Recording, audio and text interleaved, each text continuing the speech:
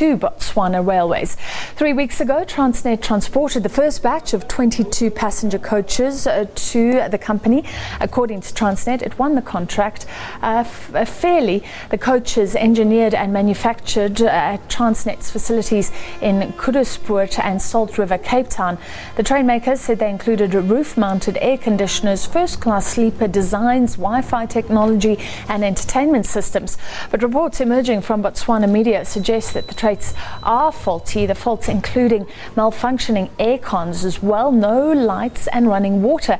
The reports go as far as suggesting that the coaches delivered were second-hand, only painted in Botswana's national colours. Well, quite a claim. Our reporter Diabo Setu spoke to the chief executive of Transnet Engineering, Tamsanga Gianni. He said the trains did experience a minor setback, but nothing major. Let's take a listen. On the first trip where they were gonna put in paying passengers, there was a mistake that happened when they were refueling the water tanks. They mistakenly at night also filled in the fuel tank with water.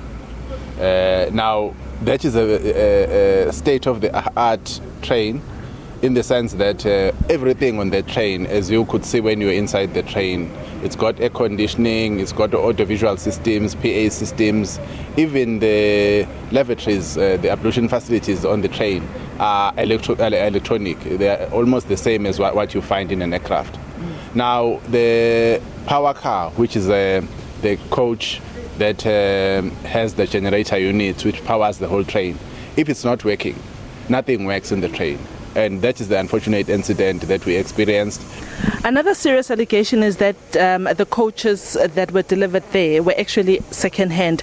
Can you confirm to us that those coaches were manufactured here in South Africa and that they were not second-hand and merely painted with Botswana colours, as Botswana media suggests? That's a bizarre story. Every second week we had the Botswana project team, technical guys and the engineers to come and witness key milestones in the production of these coaches.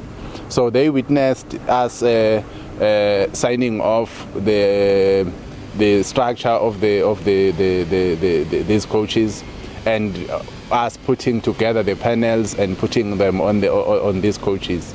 But the media is the media. People, if they want to discredit an organization, they go all out. We don't know where the second-hand coaches are coming from. The coaches we've supplied to Botswana Railways are new. Everything on that ordered is new, except that maybe there's a confusion in the sense that when we finalized designs, which was something that happened in October last year, the design that Botswana Railways finalized on would have meant a specific cast bogie.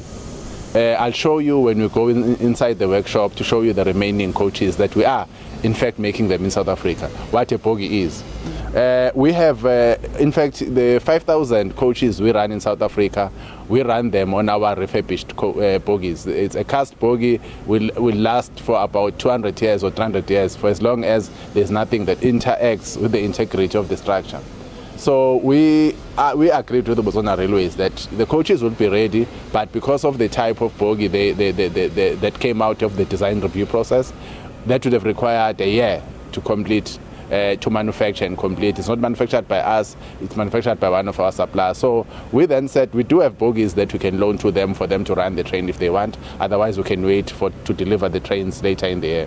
They opted to take our loan bogies, which is the bogies that they are using, and there's a program that we've agreed on to swap out those bogies because they belong to us. We run them on our other trains. We believe that the Minister of Transport in Botswana says that Transnet was hand-picked for this transaction, yet Transnet has told us that you were in a fair and square tender process. What is the truth?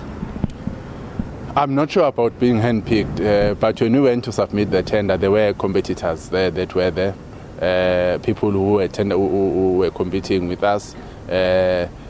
Again, I think the confusion is whether it was a closed tender or a public tender, but it was a tender process because when we went to submit our document before the closing date. There were other parties who were there